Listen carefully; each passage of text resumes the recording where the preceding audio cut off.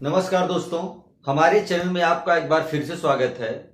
आज बात करेंगे 2022 में होने वाले राष्ट्रपति चुनाव के बारे में। यह चुनाव भारतीय जनता पार्टी के लिए कितना मुश्किल है और कितना आसान है, उसी तरह से विपक्ष के लिए कितना मुश्किल है कितना आसान, इस पर एक नज़र डालेंगे।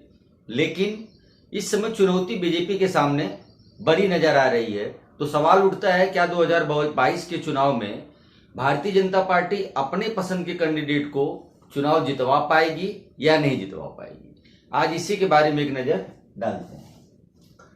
तो जो मौजूदा राष्ट्रपति हैं महामहिम रामनाथ कोविंद जी, इनका कार्यकाल 24 जुलाई को समाप्त हो रहा है।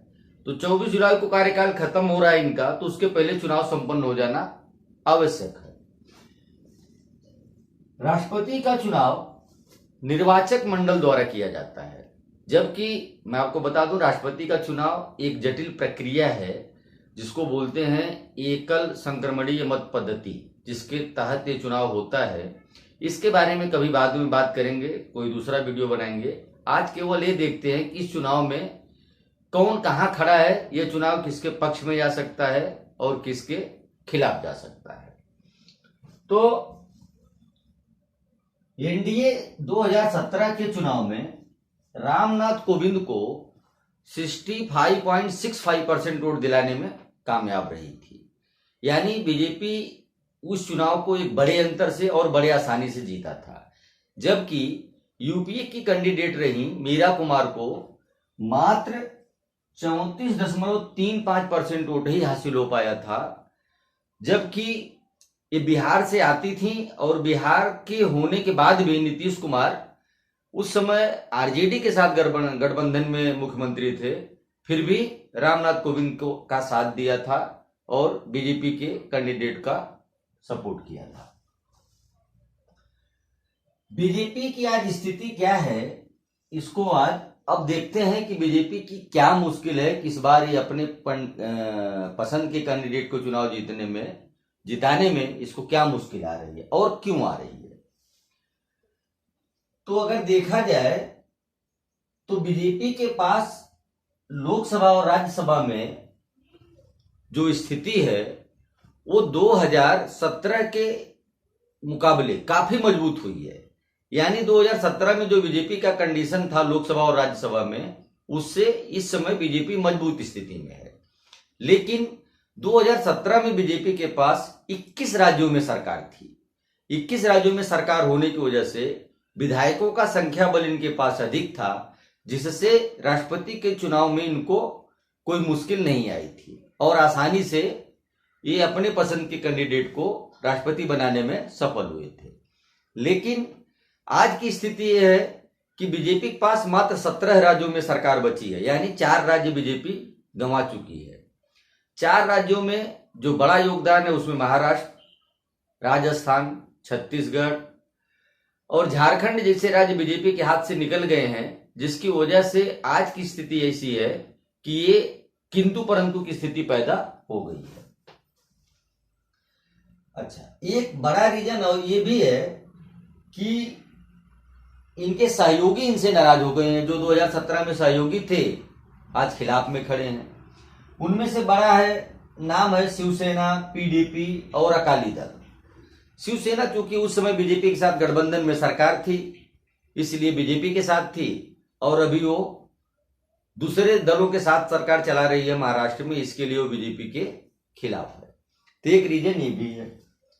अच्छा, इस समय बीजेपी के पास अगर कुल मिला के देखा जाए तो जो राज्यसभा और लोकसभा के मेंबर हैं और जो राज्यों के विधायक हैं, उनके जो मतों का वैल्यू बैठता है वो बैठता 5,47,284, जिसका मत प्रतिशत होता है कुल मिला के 48.9, यानी 48.9% वोट इस समय बीजेपी के पास है।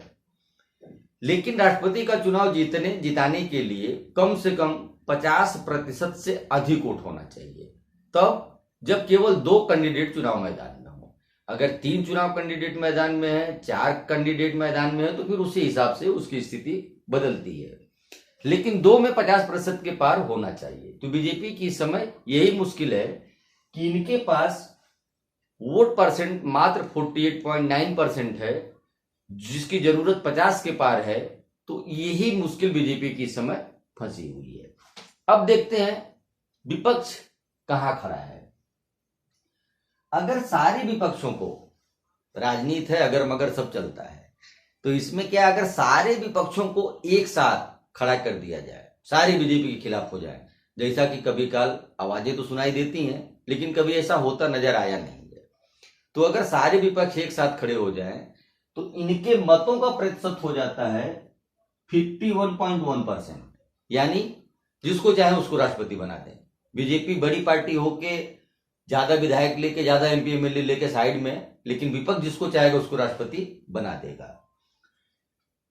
अच्छा, लेकिन विपक्ष की भी मुश्किलें हैं।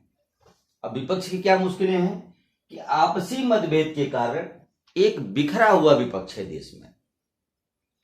इनके मुद्दे पो सहमत नहीं, उनके मुद्दे पो सहमत नहीं, तो सबकी अपनी ढपली अपनी राग है। तो विपक्ष जो है बिखरा हुआ है। इसी बिखराव के कारण मैं बोलूंगा देश में इस समय 3 तरह का विपक्ष काम कर रहा है।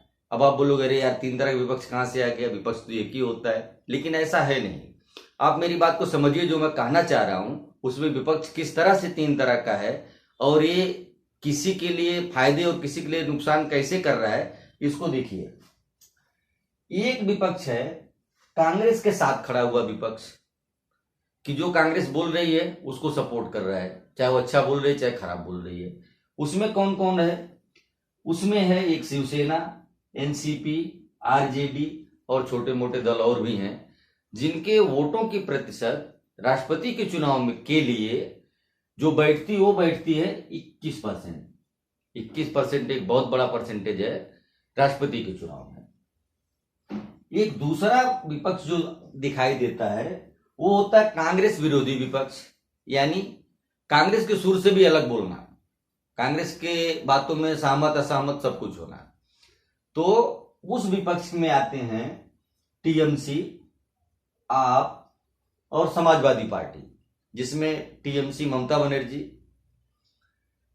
आप अरविंद केजरीवाल इस समय खुद धुरंधर राजनीति कर रहे हैं और राजनीति के धुरंधर समझ रहे हैं, माने जा रहे हैं।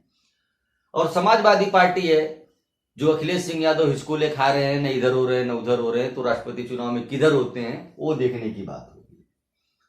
तो इनके पास 19.7% वोट है इन तीनों पार्टियों के पास। इसके बाद ये जो तीसरा विपक्ष है जिसकी मैं बात कर रहा हूं, वो है न कांग्रेस के साथ न बीजेपी के साथ। वो अपनी क्षेत्रीयता को महत्व देते हुए क्षेत्र के, राज्य के भलाई के लिए कभी केंद्र सरकार के साथ में आ जाता है, कभी केंद्र सरकार के खिलाफ में आ जाता है। इन्हीं स्थितियों में भारतीय जनता पार्टी राज्यसभा में बहुत सारे बिल पास करवा ली है, जबकि राज्यसभा में बीजेपी की बहुमत नहीं थी, उसमें बड़े बड़े कानून पास हो गए। तो उसमें जो क्षेत्रीय दल है उनके सहयोग से बड़े काम होते हैं। तो कौन है उसमें? एक बीजेडी है, एक टीआरएस है, एक वाईएसआरपी है। इन तीनों पार्टियों में से अगर एक पार्टी को बीजेपी अपने तरफ लाने में कामयाब रही राष्ट्रपति चुनाव में, तो बीजेपी का रास्ता बिल्कुल आसान हो जाएगा। उसमें वाईएसआरपी के साथ लगभग 4% वोट है राष्ट्रपति चुनाव के लिए। 4% वोट बहुत मायने रखता है और एक निर्णायक भूमिका निभा सकता है। बीजेडी है, इसके पास भी लगभग 3% वोट है। टीआरएस है, इसके पास भी लगभग 2.5 से 3% वोट है। तीन में से किसी एक को अगर बीजेपी अपने तरफ लाने में सफल रही तो ये चुनाव बीजेपी के पक्ष में होगा, अन्यथा ये चुनाव बीजेपी को अपने पसंद के राष्ट्रपति बनाने के लिए काफी मुश्किल हो सकता है। तो ये देखना होगा, समय बताएगा कि विपक्ष इस चुनाव को कितना दिलचस्प बनाता है, किस मोड़ पर लेके आता है। तो इस वीडियो में इतना ही। दोस्तों, अगर ये वीडियो अच्छा लगा तो इसको लाइक करें, शेयर करें, कमेंट करें और चैनल पर नए गए हैं तो चैनल को सब्सक्राइब अवश्य करें। धन्यवाद, मिलते हैं अगले वीडियो में।